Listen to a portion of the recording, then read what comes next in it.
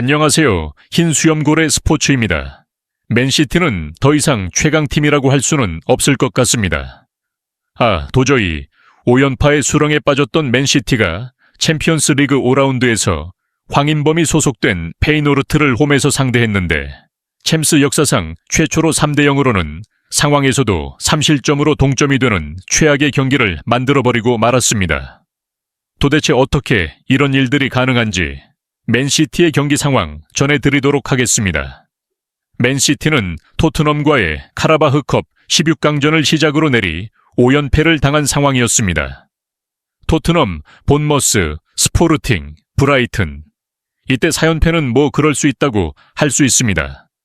우선 선수들이 부상 이탈로 완전체가 될 수 없었고 토트넘과 리그컵 때는 힘을 빼면서 실점했고 후반전에 힘을 실어봤지만 원정에서 패배, 체력적으로 더 우위였던 본머스의 원정에서 패배, 스포르팅과의 챔스에서는 페널티킥 사고가 많이 일어나면서 원정에서 대패, 브라이튼과의 경기에서도 체력적으로 밀릴 수밖에 없으면서 원정에서 패배였거든요.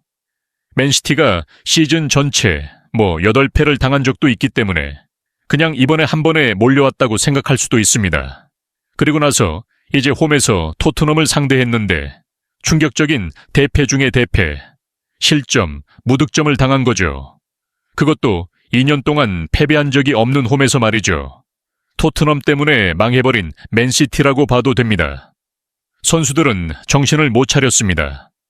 챔피언스 리그 5라운드를 앞두고 데브라이너는 맨시티가 현재 상태가 좋지 않다는 것을 공개적으로 얘기해버렸고 가리라는 이런 위기에서 인내심을 가지고 이겨나가는 수밖에 없다면서 본인도 인생에서 겪어보지 못한 일인데 마치 괜찮다는 듯 태어났습니다.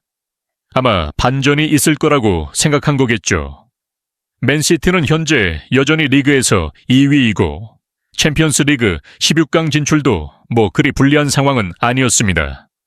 한 시즌 리그에서 6패를 하고도 우승한 적도 있고 리그컵이야 처음부터 포기했고 챔스는 조별 라운드에서 8일까지만 들면 되고 그럼 이제 홈에서 상대적인 약체인 페이노르트를 상대하니까 이 경기 쉽게 승리하고 선수들 사기 끌어올리면 되는 거거든요.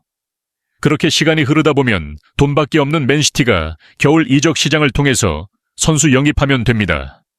선수들에게 맨시티 하이라이트 보면 잠깐의 위기로 볼 수 있는 거죠. 이런 상황에서 이제 챔스 5라운드 황인범이 이끄는 페이노르트를 상대하게 되었습니다. 맨시티 팬들은 이전 상황은 잊었다는 듯이 열광적인 응원을 하면서 페이노르트에 위협을 주었고 대부분 안심하는 경기로 보였습니다. 맨시티는 토트넘 전 때 대패를 당했던 라인업과 70%포인트 같았습니다. 에드리스 골키퍼, 리코 루이스, 아칸지, 아케, 그바르디올, 누네스, 실바, 필포든, 그릴리시, 혼란이 선발 출전했습니다. 노장 카일 워커가 빠졌고 스톤스, 사비가 빠지고 아케, 그릴리시, 누네스가 선발 출전이었던 거죠. 여기서 또 다른 변화가 뭐냐면 선수들의 포지션과 전술도 바뀌어 있었습니다. 왼쪽 윙어로 주로 뛰었던 누네스가 미드필더로 내려왔고 리코 루이스가 풀백으로 실바가 미드필더였던 이번엔 오른쪽 윙어로 어차피 멀티포지션 선수들이니 큰 차이 없겠죠. 페이노르트는 황인범을 팀 역사상 최고 이적료를 주면서 데려온 이득을 톡톡히 보고 있었습니다. 다른 팀들도 성적이 좋으면서 리그 내위지만 프리미어 리그였다 기록하고 있죠. 언제든 뒤집을 수 있습니다. 아쉬운 건 지난 챔스 D라운드에서 잘츠부르크에 아쉬운 패배를 당한 거죠. 황인범은 맨시티를 이미 상대해본 적이 있었습니다. 시절에 챔스에서 만나서 맨시티를 상대로 한 골 한 도움을 기록했었죠. 황인범, 이제 경험이 많은 전성기에 접어든 만큼 쫄면서 경기할 리는 없을 것입니다. 거기다 쫄 필요가 없는 건 맨시티의 미드필더 지니 B클럽다운 면모는 아니기 때문에 더욱 그렇죠. 경기가 시작되고 전반 2분부터 김도환의 예리한 슈팅이 있었고 10분에게 헤딩슛이 골대를 맞고 골키퍼의 선방으로 막히면서 득점을 하지 못했습니다. 맨시티는 초반에 경기를 끝내려는 듯 강력한 압박으로 페이노르트의 시에 회심의 발리, 슛이 하필 동료인 필 포든이 막아버리는 어이없는 상황이 벌어졌습니다. 필 포든은 지난 시즌 프리미어리그 올해 선수상까지 받은 선수인데 올 시즌 리그에서 골도 없고 폼이 올라오지 않고 있는 상황인데 멘탈이 이미 나간 건지 토트넘전에서도 슈팅이 계속 빗나가기만 하고 이젠 위치 선정까지 최악이 됩니다. 그릴리시도 야, 왜 너 거기 있냐 라는 듯 황당해했습니다. 포드는 스무분의 발악을 하듯이 좋은 슈팅을 선보였지만 골키퍼의 선방에 막히고 말았습니다. 31분에는 우리의 황인범이 퀄리티 높은 스루패스 한 번으로 기회를 만들어냅니다. 너무 좋은 찬스에서 마음이 급해서 빠르게 슈팅했다 보니까 에드리소 골키퍼가 쉽게 처리를 해버렸습니다. 일방적인 수비 속에 그래도 페이노르트 동료들에게 희망을 주는 신호탄이 된 거죠. 거기다 손흥민이 2018에서 2019 시즌에 맨시티를 상대로 넣었던 두 번째 골, 그 자리보다 5m 뒤인 손흥민 존에서 강력한 중거리 슛을 날리기도 했습니다. 그런데 맨시티가 먼저 선제골을 넣게 됩니다. 지난 챔스에서 페널티킥 실축을 했던 홀란이 페널티킥으로 골을 넣은 것입니다. 솔직히 좀 억울한 감이 있어요. 핸드볼 파울인 홀란은 방향파인지 모르겠고 프리미어리그에서 이 정도는 안 불었을 텐데 말이죠. 주심은 항의도 하지 마라. 확실하다. 물러서라면서 단호했고 이렇게 맨시티가 1대 0으로 선제골을 넣고 그 시간에 두 골이 더 터지면서 사실상 맨시티의 승리로 싱겁게 끝날 상황이었습니다. 반 5분이 채 안 돼서 코너킥을 얻은 맨시티. 세컨드 볼이 흘러나온 것을 퀸도 아이가 다이렉트 슈팅한 것이 그대로 골이 되었습니다. 페이노르트 선수 발에 맞았지만 이건 인정할 수밖에 없는 퀄리티 있는 골이었고 가리라 감독은 어린아이처럼 좋아하면서 코치를 끌어안기도 했습니다. 간절함이 느껴지더라고요. 2대 0이면 됐다고 본 거죠. 거기다 3분 후에 페이노르트 수비 라인이 올라온 틈을 타서 공격이 이루어졌고 사이드에서 올라온 빠른 크로스를 혼란이 밀어 넣으면서 맨시티다운 면모를 보여줬습니다. 이제 3대 0, 남은 시간은 길어야 40분. 과리돌라 감독은 안심한 듯 보였습니다. 경기는 점점 루즈해졌습니다. 70분 가까이가 됐습니다.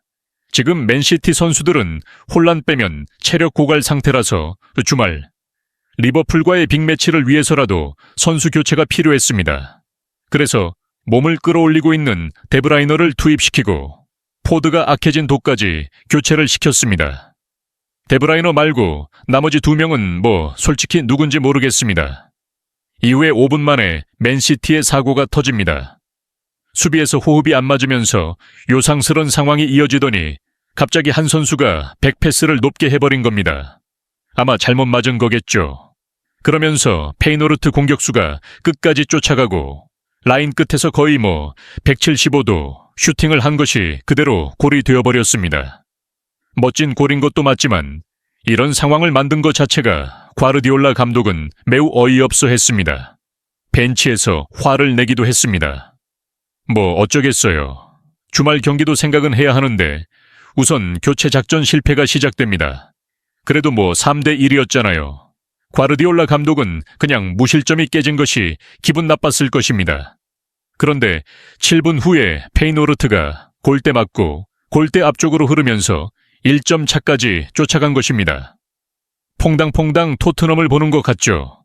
브라이튼 전처럼 맨시티가 한 점 차로 홈에서 리드하고 있습니다. 어차피 한 골 더 넣으면 되는 거지만 매우 찝찝한 상황인 것뿐이죠. 아마 맨시티 선수들이 지치면서 집중력을 잃은 거겠죠. 그런데 이런 상황까지 찾아올 줄은 몰랐을 것입니다.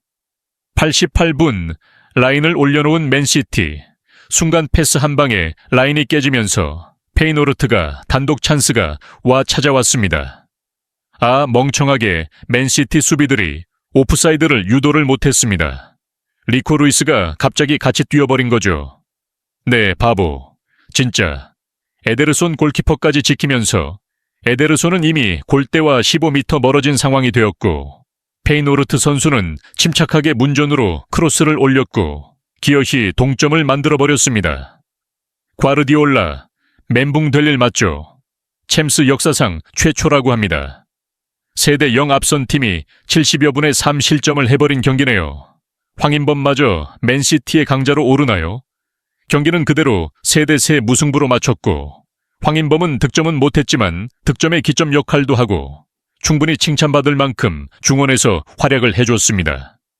왜냐면 3대0으로는 황인범이 집중력을 잃지 않고 오히려 압박 강도를 올렸거든요. 그러면서 맨시티 수비진이 힘들어했습니다. 황인범은 미드필더인데도 패스 성공률이 91% 있습니다. 과르디올라 감독은 경기 후 인터뷰에서 특정 선수를 찍어서 비판하지 않았고 수비의 불안정과 중앙 미드필더의 부족을 인정했으며 전적으로 자신의 책임이고 다시 팀을 이렇게 세울 것이라고 했습니다. 점점 안 쓰러지려고 하는데 맨시티는 현재 15위가 됐고 페이노르트는 잘하면 플레이오프를 치를 수 있는 2위가 되었습니다. 페이노르트 했습니다. 이제 맨시티가 7연패에 도전합니다. 아, 이번 거 패배한 거 아니죠? 아, 왜 근데 6연패인 거 같죠? 네, 토트넘 보고 있나? 응, 고고. 이상 흰수 연구였습니다. 감사합니다.